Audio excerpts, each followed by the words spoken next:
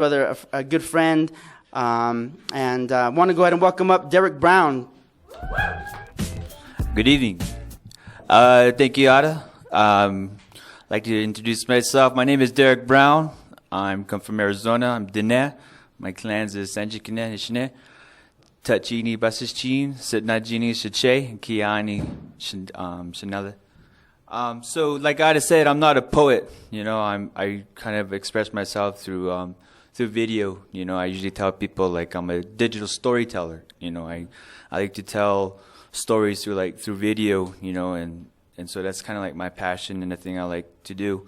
With that being said, I had this one. You know,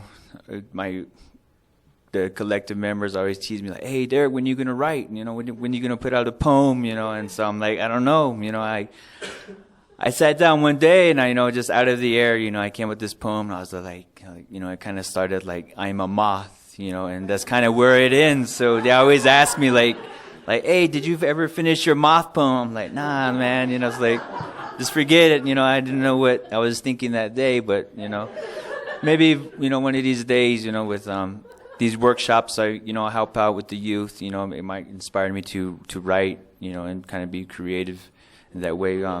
So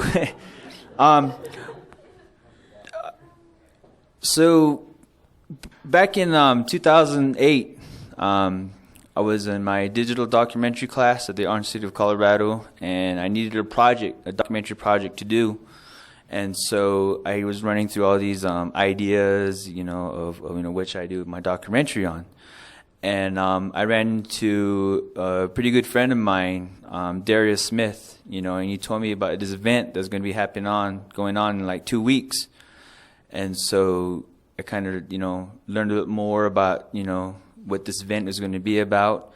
And so I needed to get in contact with another person, was Bill Tobble, because he was coordinating this event. And so when this event was happening, I really didn't know what the story was going to be about, and I didn't know anything about, what I was going to shoot. So I kind of did some research, I kind of like figured out what it was going to be about. But in 1864, a big old tragedy happened in the state of Colorado. It's known as the Massacre Massacre. It happened in 1864 by Colonel John Shivington. He left Denver and went down to a peaceful Cheyenne and Arapaho village out in Eads, Colorado. And so it's an event that should not be forgotten. It's who, as Native Americans, it's all these sad tales and stories and tragedies that happen to us. And we've survived. We survived. So this event is it's called the Massacre Massacre Spiritual Healing Run and Walk, and what inspired it was LaForce Lone Bear. His idea was to have this run that starts in East Colorado, where the massacre site took place, and run all the way to the city of Denver, to the Capitol steps. And basically what happened was, when this massacre took place, the volunteers, and the soldiers, they paraded, body parts through the streets of Denver, and so it's kind of like a remembrance and reconciliation of that tragedy, that took place here in the state of Colorado. So it's an event that happens during the Thanksgiving holidays. And so every year is an event that takes place, the Massacre Massacre Spiritual Healing Run and Walk. And so I had a partner. She needed some project to do, and I took on this project, and I was like, all right, cool. So we'll go ahead and work together. Her name is Mattia Wellnetz. She kind of took part of the storytelling, the writing, the script, and did some editing, and I basically went out and kind of shot. Was the director of photography, got out most of the footage. So it's an event that kind of takes place, and it came out to a 5-minute, it's a 5-minute documentary. It was just a small documentary, but it kind of explains what the Massacre Massacre Spiritual Healing Run and Walk is about, So I like to share that story with you, so whenever you're ready, we can roll the doc. On November 29th, 1864, Colonel John Shivington and the 3rd Colorado Volunteers attacked a peaceful Indian village of Cheyenne and Arapaho, who thought they were under the protection of the U.S. government. The Sand Creek Massacre Spiritual Healing Run and Walk takes place yearly to help make people aware of this senseless tragedy so it will not be forgotten. Sand Creek is a place history has tried to forget. The site of where an estimated 160 Cheyenne and Arapaho men, women, children, and elders were brutally massacred.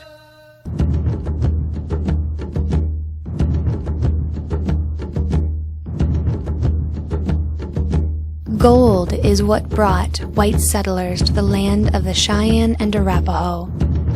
The hunger for land that potentially held the precious metal in its belly led to broken treaties and the violation of land and human rights. This event is unfortunately one of many in the culture clash and resulting violence that punctuated the Plains Indian Wars.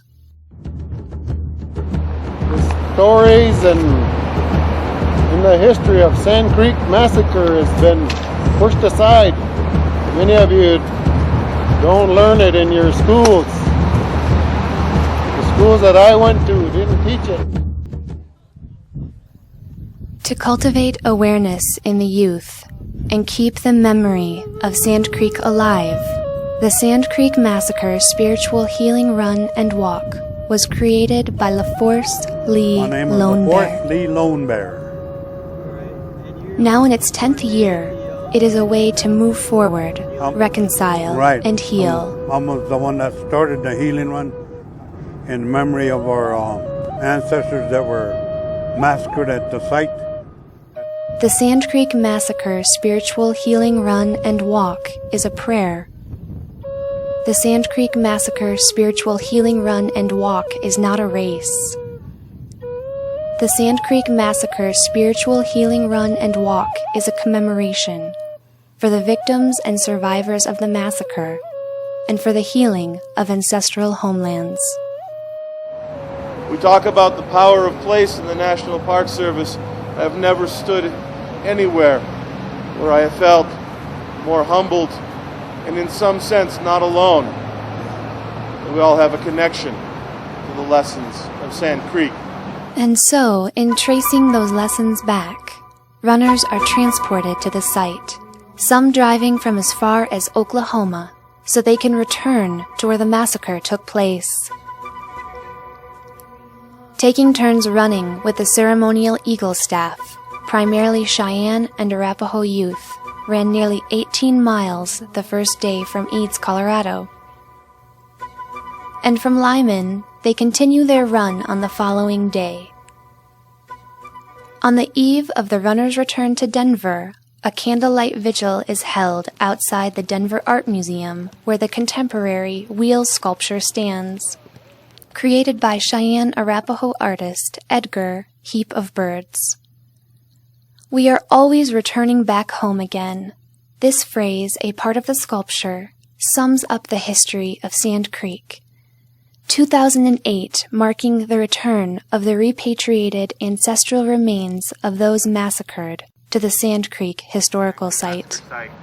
And I think that's one thing to continue to honor and to try and go ahead to work again with the National Park Service to even have more of that and to protect that site even more.